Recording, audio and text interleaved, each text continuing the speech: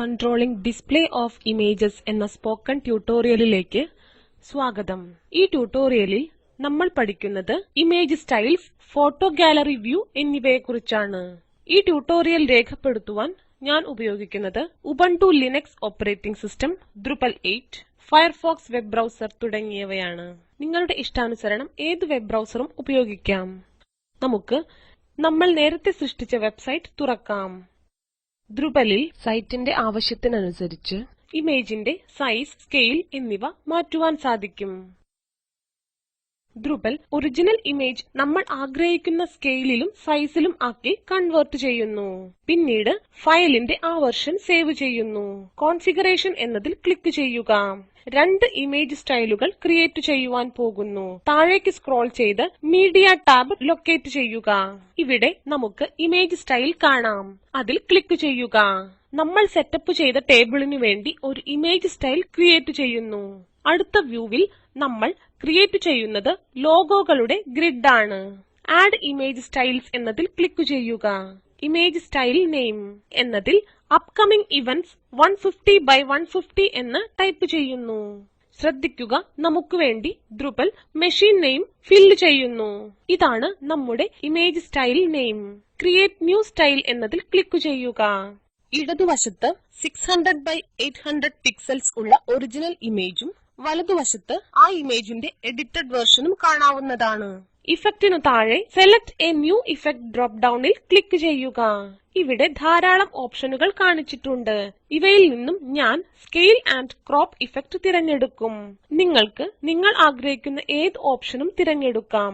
ഉദാഹരണത്തിന് rotate, resize അല്ലെങ്കിൽ മറ്റേതെങ്കിലും. ആഡ് ബട്ടൺ എന്നതിൽ ക്ലിക്ക് ചെയ്യുക. വിഡ്ത്, ഹൈറ്റ് എന്നിവ 150 ആയി എന്റർ ചെയ്യുന്നു. ഓർമ്മിക്കുക, വിഡ്ത്തും ഹൈറ്റും ഒറിജിനൽ ഇമേജിനേക്കാൾ വലുതാകരുത്. അങ്ങനെ ചെയ്താൽ ഇമേജ് പിക്സലേറ്റ് ചെയ്യപ്പെടും. ആഡ് ഇഫക്റ്റ് എന്നതിൽ ക്ലിക്ക് ചെയ്യുക. ഇവിടെ നമുക്ക് പുതിയ ഇമേജ് സ്റ്റൈൽ ഉണ്ട്. വലതുവശത്തുള്ള ഇമേജിന് സ്കെയിൽ, ക്രോപ്പ് എന്നിവ ചെയ്യപ്പെട്ടതായി കാണാം. നമുക്ക് വേറെ ഒന്ന് ക്രിയേറ്റ് ചെയ്യാം. ഇമേജ് സ്റ്റൈൽ എന്നതിൽ ക്ലിക്ക് ചെയ്യുക. പിന്നെ ആഡ് ഇമേജ് സ്റ്റൈൽ എന്ന ബട്ടണിൽ ക്ലിക്ക് ചെയ്യുക. ഈ സമയത്ത് ഇമേജ് സ്റ്റൈൽ നെയിം എന്നതിൽ ഫോട്ടോ ഗാലറി ഓഫ് ലോഗോസ് എന്ന് ടൈപ്പ് ചെയ്യും. ക്രിയേറ്റ് ന്യൂ സ്റ്റൈൽ എന്ന ബട്ടണിൽ ക്ലിക്ക് ചെയ്യുക. ഇത് നിങ്ങളുടെ മെഷീനിലെ ഫോട്ടോ ഗാലറിയിലെ ഏതെങ്കിലും ഒരു ഇമേജ് ആയിരിക്കും. ഇത് ഏത് കണ്ടന്റിനും, ഏത് ഫീൽഡിനും, ഏത് ഇമേജിലും ചെയ്യാവുന്നതാണ്. ഒരിക്കൽ കൂടി select A new effect click ചെയ്യുക. പിന്നീട് സ്കെയിൽ ആൻഡ് ക്രോപ്പ് എന്ന ഓപ്ഷനിൽ ക്ലിക്ക് ചെയ്യുക. ആഡ് ബട്ടൺ എന്നതിൽ ക്ലിക്ക് ചെയ്യുക. എന്നിട്ട് വിഡ്ത്, ഹൈറ്റ് എന്നിവ 300 ആക്കി മാറ്റുക. ആഡ് ഇഫക്റ്റ് എന്ന ബട്ടണിൽ ക്ലിക്ക് ചെയ്യുക. ശ്രദ്ധിക്കുക, വലതുവശത്തെ ഇമേജ് 300 by 300 എന്ന ഡയമെൻഷനോട് കൂടിയതാണ്. Drupal ഓരോ ഇമേജ് സ്റ്റൈലിനും പല ഇമേജ് വേർഷനുകൾ ക്രിയേറ്റ് ചെയ്ത് സൈറ്റിൽ സ്റ്റോർ ചെയ്യുന്നു എന്ന് കാണിക്കുന്നു. സ്ട്രക്ചർ എന്നതിൽ ക്ലിക്ക് ചെയ്യുക. പിന്നീട് വ്യൂസ് എന്നതിൽ ക്ലിക്ക് ചെയ്യുക. എഡിറ്റിൽ ക്ലിക്ക് ചെയ്ത് നമുക്ക് നമ്മുടെ അപ്കമിംഗ് ഇവന്റ്സ് അപ്ഡേറ്റ് ചെയ്യാം. ഇവന്റ് ലോഗോ ക്ലിക്ക് ചെയ്യുക. ഇമേജ് സ്റ്റൈൽ എന്നത് അപ്കമിംഗ് ഇവന്റ്സ് ആക്കി മാറ്റുക. അപ്ലൈ എന്നതിൽ ക്ലിക്ക് ചെയ്യുക.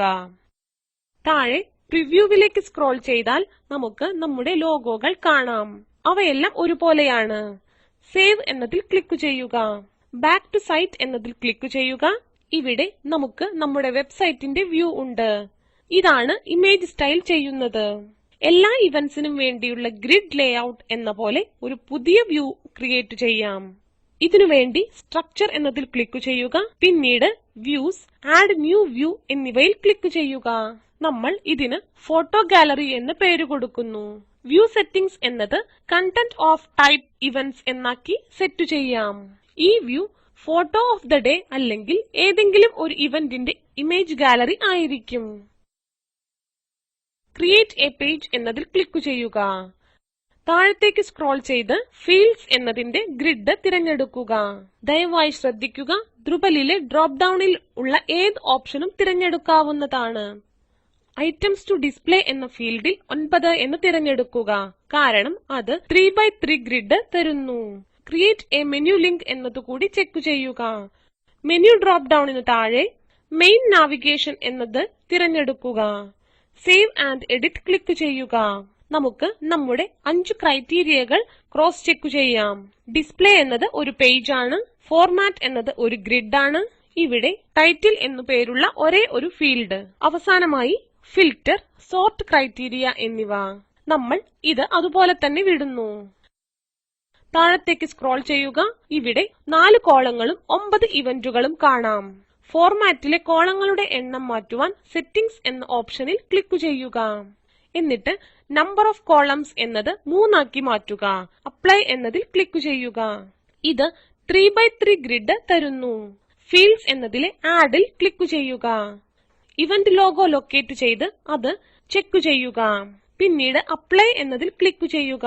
ഫോട്ടോ ഗാലറി ഓഫ് ലോഗോസ് എന്നത് ഇമേജ് സ്റ്റൈലായി തിരഞ്ഞെടുക്കുക. ലിങ്ക് ഇമേജ് ടു എന്നതിൽ കണ്ടന്റ് തിരഞ്ഞെടുക്കുക. അപ്ലൈ എന്നതിൽ ക്ലിക്ക് ചെയ്യുക. ഉടനെ തന്നെ പ്രിവ്യൂ സെക്ഷനു താഴെയായി ഒരു ഗ്രിഡ് ലേഔട്ട് കാണാം.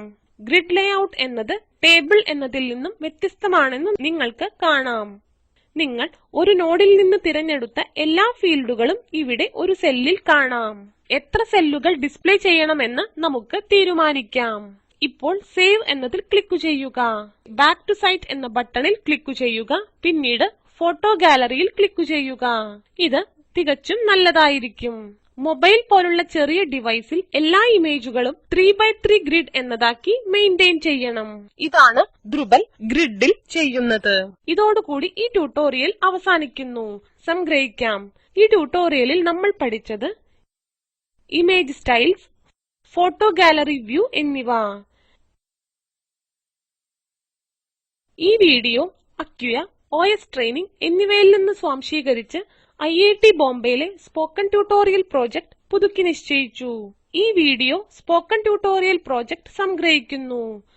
ദയവായി ഡൗൺലോഡ് ചെയ്ത് കാണുക. സ്പോക്കൺ ട്യൂട്ടോറിയൽ പ്രോജക്ട് ടീം വർക്ക്ഷോപ്പുകൾ സംഘടിപ്പിച്ച് സർട്ടിഫിക്കറ്റുകൾ നൽകുന്നു. കൂടുതൽ വിവരങ്ങൾക്ക് ദയവായി എഴുതുക.